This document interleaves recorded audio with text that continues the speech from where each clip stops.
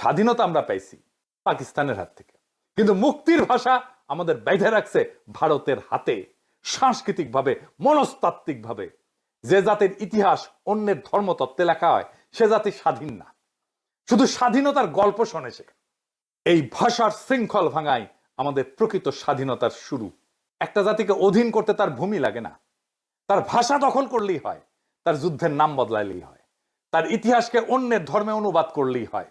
1971 আমরা পাকিস্তানকে হারাইছি, এখন সময় ভারতীয় সভ্যতার এই ভাষাগত শৃঙ্খল ভাঙার। এটাই নতুন স্বাধীনতা।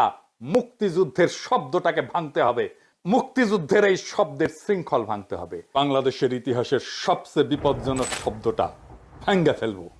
একটা শব্দ যেটা আমাদের 50 বছর ধরে বাইন্ধে রাখছে, একটা শব্দ যার ভেতরে ভারতের ধর্মীয় ব্যাকরণ লুকানো আছে, একটা শব্দ যা আপনি প্রত্যেক দিন বলেন কিন্তু বোঝেন না।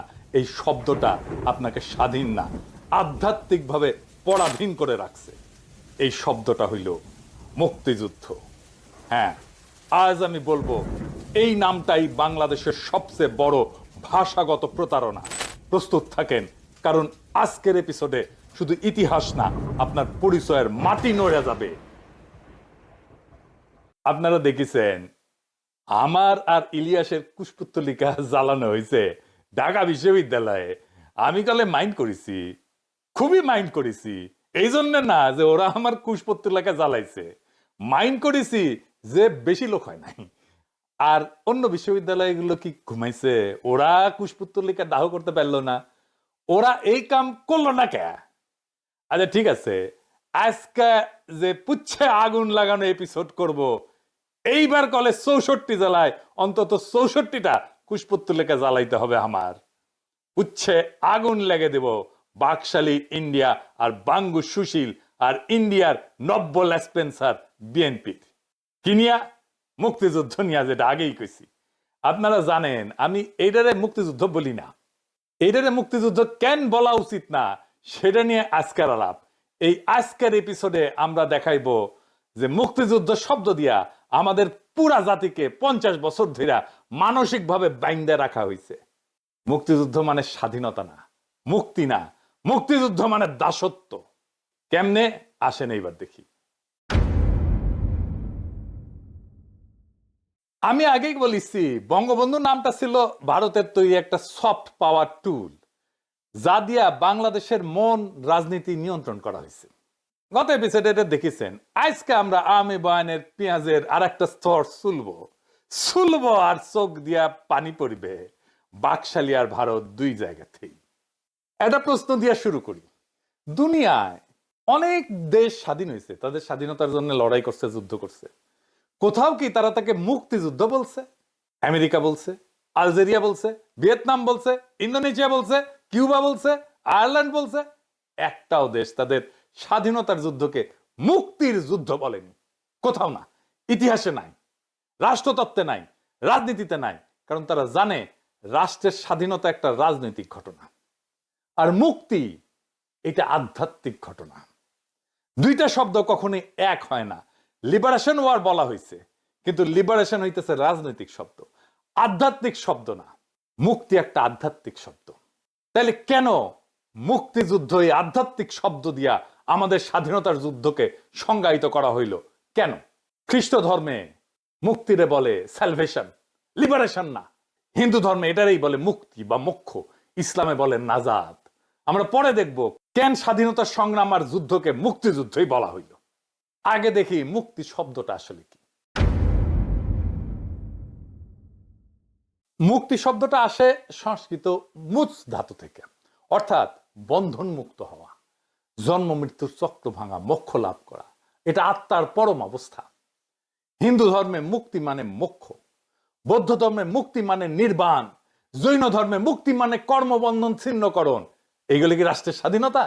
না, এগুলো আত্মার যাত্রা, ধর্মের পরিত্রাণ। আর বাঙালি মুসলমান সমাজে মুক্তি শব্দের জায়গায় দাঁড়ায় আরবি শব্দ নাজাত।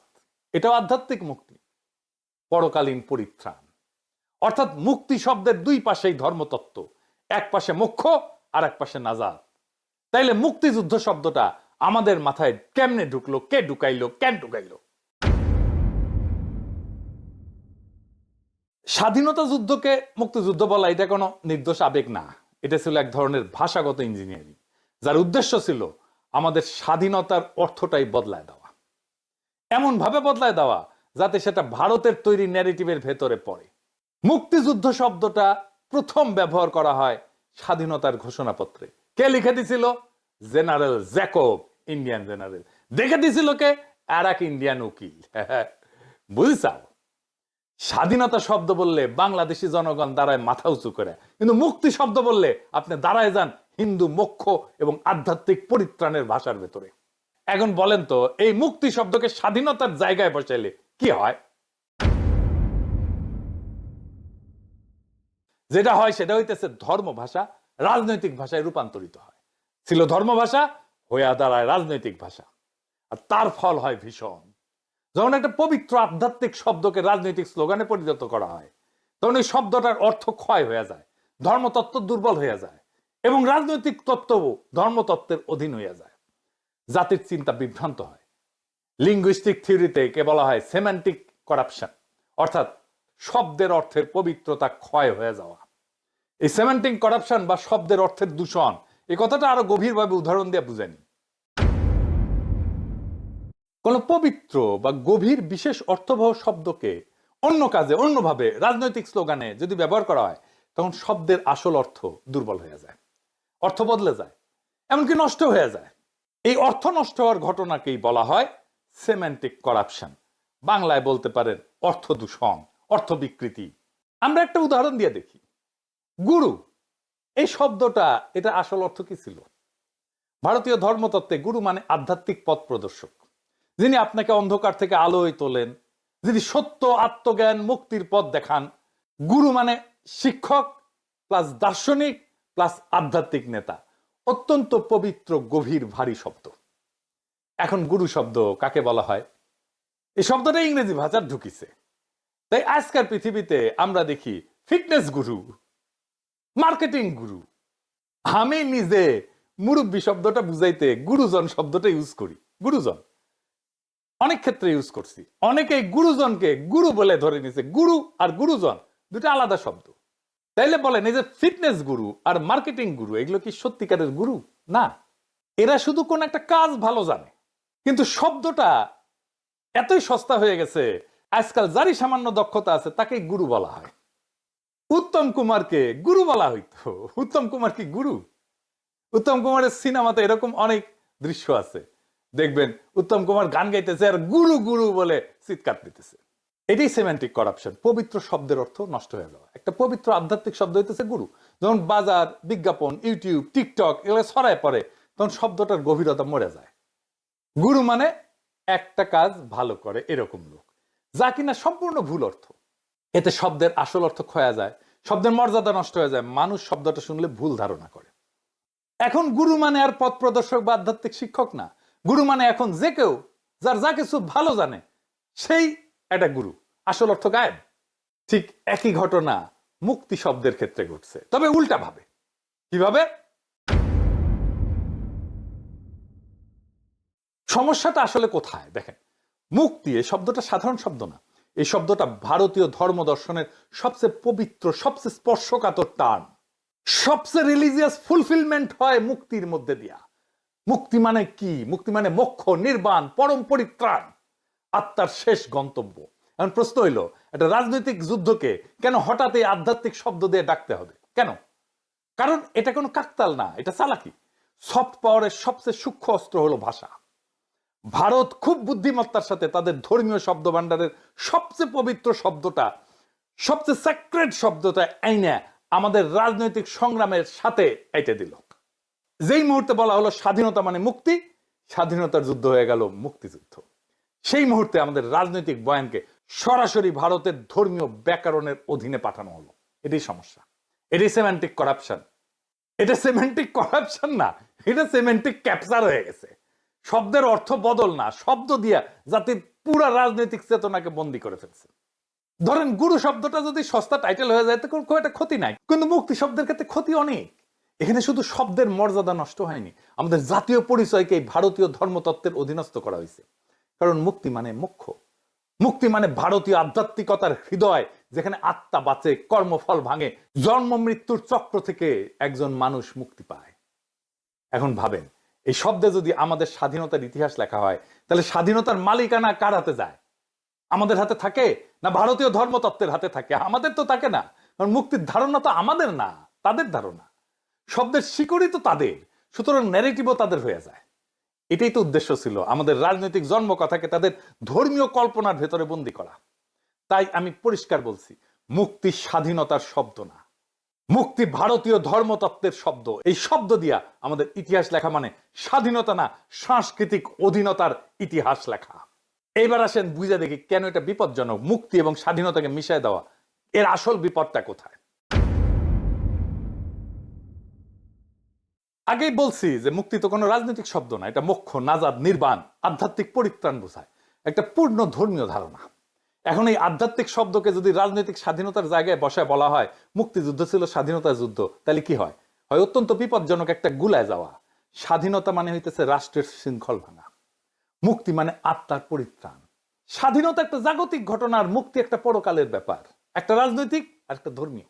কিন্তু মুক্তিযুদ্ধ শব্দ চালু হওয়ার পর রাষ্ট্রীয় সংগ্রামে ঢুকে গেল আধ্যাত্মিকতার স্লোগান, মুক্তির ধর্মীয় পবিত্রতা মিশে গেল রাজনৈতিক প্রয়োগে, এবং পুরো জাতির মাথায় ঢুকে গেল ধর্ম রাজনৈতিক বিভ্রান্তি। এইটা ভুল শব্দ ব্যবহার না, এটা মানুষের চিন্তাকে নড়বড়ে করে দেওয়ার অপারেশন। আর তার উপরে হইল কি, এইটা মুসলমান সমাজে হইল একটা সাংস্কৃতিক আঘাত। কিভাবে? এখানে নাজাত যে ধারণা মুসলমান সমাজে, মুসলমান ধর্মে, সেটা ধারণার সংকোচন হইল। বাংলাদেশের সাধারণ মানুষের কাছে মুক্তি মানে নাজাত, তো নাজাতি হওয়ার কথা, আল্লাহর রহমতে পরকালীন পরিত্রাণ। এখন রাষ্ট্রীয় স্বাধীনতাকেও বলা যদি হয় মুক্তি, তাহলে ধর্মীয় মুক্তির জায়গায় রাজনৈতিক মুক্তি বসে যায় না? বলেন, তাহলে সে মুক্তি বলতে কোনটা বুঝবে? নাজাত বুঝবে না মুক্তিযুদ্ধ বুঝবে? নাজাত মানে তো আধ্যাত্মিক পরিত্রাণ, আর মুক্তিযুদ্ধ হইতেছে রাজনৈতিক মুক্তি। দুইটা আলাদা ধারণা এক হয়ে গেল। এটা ইসলামী বিশ্বাসের কেন্দ্রবিন্দুতে একটা সাংস্কৃতিক আঘাত। কারণ নাজাত আসে আল্লাহর রহমতে, মোক্ষ আসে সাধনায়, স্বাধীনতা আসে সংগ্রামে। এই তিন পথ, তিন জগতের, এটা একসাথে মেলান না। কিন্তু আমাদের বলা হইল এই তিনটা একই শব্দে বোঝানো যায়, যেটা এক ধরনের ধর্ম, মনস্তত্ত্ব এবং রাজনৈতিক ককটেল। এটাই বিপদ। তাই মুক্তি শব্দটা ভারতের জন্য বাংলাদেশের ভেতরে তার ধর্মতাত্ত্বিক দরজাটা খুলে দেয়। সেই জন্যই ভারতের হেজিমনি, ভারতের কর্তৃত্ব, ভারতের আগ্রাসন, ভারতের দাদাগিরি, এটাকে আমরা ঠেকাইতে পারতেছি না। কারণ এমন জায়গায় ঢুকে গেছে, সেই জায়গাটা আমাদের মনের ভেতরে ঢুকে গেছে। এখন ধরেন বলা হয় বাংলাদেশ মুক্তি পাইছে, ভারতীয় সেনারা সেই মুক্তিতে সহায়তা করছে, তাহলে এই বাক্যটা পুরা বয়ান উল্টায় দেয় না? এখন ভারত মুক্তির মধ্যস্থতাকারী কে হইল? ভারত। পরিত্রাণের সহায়ক শক্তি কে হইল? ভারত। মুক্তির নৈতিক মালিক কে হইল? ভারত। এটা রাজনীতি না, এটা সরাসরি ধর্মতাত্ত্বিক অবস্থান, যেখানে নাজাত হয় খোদা তাআলার দয়ায়, তার মেহেরবানিতে। সেইখানে ভারতকে সেই জায়গায় বসায় দেওয়া হইল, নাউজুবিল্লাহ, যাতে মনে করা হয় আমাদের মুক্তি ভারতের হাত ধরে আসছে। এইটাই হইতেছে ন্যারেটিভ ওনারশিপ, এটাই মানসিক উপনিবেশ, এবং এটা নতুন খেলা না। এর আগে এপিসোডেও দেখাইছি বঙ্গবন্ধু ছিল ভারতের তৈরি সফট পাওয়ারের ব্র্যান্ড। আজ দেখছেন মুক্তিযুদ্ধ শব্দটা সেই একই প্রকল্পের অন্য হাতল। এক হাতে নেতৃত্বের গল্প দখল, আর এক হাতে স্বাধীনতার গল্প দখল। একই নকশা, একই কৌশল, একই স্ক্রিপ্ট রাইটার। আর একটা মজার জিনিস আছে, আসেন সেটা আবার বুঝে দেখি। আমাদের কি শেখানো হইল? মুক্তিযুদ্ধের চেতনা হইতেছে বাঙালি জাতীয়তাবাদ, ধর্ম নিরপেক্ষতা, তাই না? কিন্তু এই যে মুক্তি শব্দটা কি ধর্ম নিরপেক্ষ? তা তো না, এটা তো ধর্মীয় শব্দ, মোক্ষ, নির্বাণ, নাজাতের শব্দ, শতভাগ ধর্মীয় শব্দ।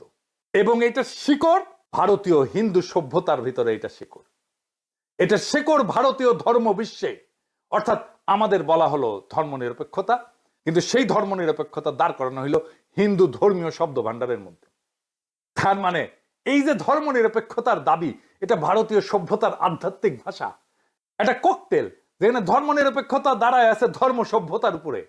ফল, আপনি ভাবতেছেন আপনি ধর্ম নিরপেক্ষ, কিন্তু আসলে দাঁড়ায় আছেন ভারতীয় ধর্ম সভ্যতার ব্যাকরণে। এটাই ভাষাগত ফাঁদ, এটাই কালচারাল ইনফিল্ট্রেশন। এই জন্যই আমাদের জাতীয় পরিচয়, আইডেন্টিটি, এটা ভারতীয় ধর্মকল্পনায় বন্দী হয়ে আছে। এর মধ্যে থেকে বাইর হইতে পারতেছি না আমরা কোনোভাবে। নেতৃত্বের নাম অন্যের দেওয়া, স্বাধীনতার গল্প অন্যের ধর্মতত্ত্বে লেখা, এবং ধর্ম নিরপেক্ষতার ধারণা দাঁড়ায় থাকে ভারতীয় আধ্যাত্মিক শব্দ ভান্ডারের মধ্যে। তখন রাষ্ট্র স্বাধীন হইলেও পরিচয় আর স্বাধীন থাকে না। এটাই ন্যারেটিভ ডিপেন্ডেন্সি। আমাদের ন্যারেটিভ পুরা ভারত নির্ভর সব জায়গায়, এবং আলটিমেটলি যাই দেখবেন এটা ভারতীয় ধর্মতত্ত্বের মধ্যে এসে ঢুকছে। শরীর স্বাধীন, চিন্তা পরাধীন, রাষ্ট্র সার্বভৌম, গল্পের কলম আবার অন্যের হাতে। এই কাঠামো না ভাঙলে প্রকৃত স্বাধীনতা অসম্ভব। আমরা যুদ্ধ করছি স্বাধীনতার জন্য, কিন্তু ইতিহাস লেখা হয়েছে মুক্তির ভাষায়। 1971 সালে আমরা বাংলাদেশ রাষ্ট্র পাইছি, কিন্তু সেটা মুক্তি না, রাষ্ট্রের জন্ম, রাজনৈতিক সার্বভৌমত্ব। মুক্তির অর্থ হইতেছে আধ্যাত্মিক পরিত্রাণ। মুক্তি শব্দটাকে রাজনীতি থেকে আলাদা করতে হবে। এই দুই জগৎকে এক করে বানানো হয়েছে। এইটা ভারতীয় ধর্ম সভ্যতার ন্যারেটিভ। আমরা লড়ছি স্বাধীনতার জন্য, কিন্তু আমাদের বলা হইলো আমরা পেয়েছি মুক্তি। আর সর্বনাশ, কি মজা! মজা না। এই একই শব্দ আমাদের আত্মবিশ্বাসকে ধ্বংস করে দেয়, আমাদের পরিচয় অন্যের হাতে তুলে দেয়, আমাদের ইতিহাসকে অন্যের ধর্মীয় ফিল্টারে রঙিন করে দেখায়। স্বাধীনতা আমরা পাইছি পাকিস্তানের হাত থেকে, কিন্তু মুক্তির ভাষা আমাদের বেঁধে রাখছে ভারতের হাতে। সাংস্কৃতিক ভাবে, মনস্তাত্ত্বিক ভাবে যে জাতির ইতিহাস অন্যের ধর্মতত্ত্বে লেখা হয় সে জাতি স্বাধীন না, শুধু স্বাধীনতার গল্প শোনে সে। এই ভাষার শৃঙ্খল ভাঙাই আমাদের প্রকৃত স্বাধীনতার শুরু। একটা জাতিকে অধীন করতে তার ভূমি লাগে না, তার ভাষা দখল করলেই হয়, তার যুদ্ধের নাম বদলাইলেই হয়, তার ইতিহাসকে অন্যের ধর্মে অনুবাদ করলেই হয়। 1971-এ আমরা পাকিস্তানকে হারাইছি। এখন সময় ভারতীয় সভ্যতার এই ভাষাগত শৃঙ্খল ভাঙার। এটাই নতুন স্বাধীনতা। মুক্তিযুদ্ধের শব্দটাকে ভাঙতে হবে, মুক্তিযুদ্ধের এই শব্দের শৃঙ্খল ভাঙতে হবে, তাহলেই আমাদের স্বাধীনতা সত্য হবে। ইনকিলাব জিন্দাবাদ।